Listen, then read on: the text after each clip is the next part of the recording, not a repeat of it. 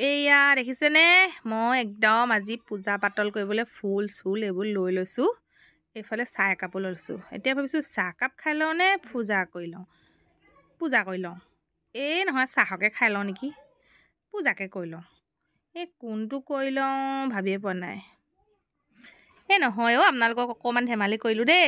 এয়া দেখিছে নাই ডাঠকেনে মই লাল চাহ বাকি লৈছোঁ আৰু এইফালে মই লৈ লৈছোঁ জেতুকা, জবা পাত আৰু এয়া ফুল এপাহো লৈ ল'লোঁ। এয়া ধুনীয়াকৈ মিক্সিত পিচি ল'লোঁ।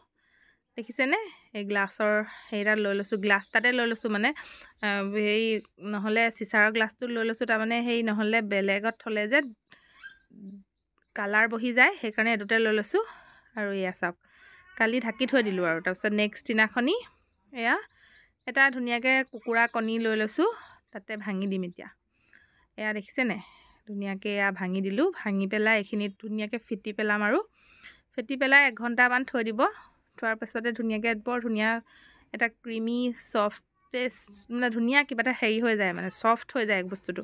এয়া চাওক কি ধুনীয়া হৈ গ'ল দেখিছে নাই। এইখিনি এতিয়া মই 2 ঘণ্টাৰ পাছত এয়া মূৰত এতিয়া লগাব লাগে আৰু আপোনালোকে এনেকৈ লগাই চাবচোন। মই কিন্তু লগাওঁ মাজে মাজে, বৰ ধুনীয়া লাগে চুলিখিনি, বৰ ধুনীয়া লাগে।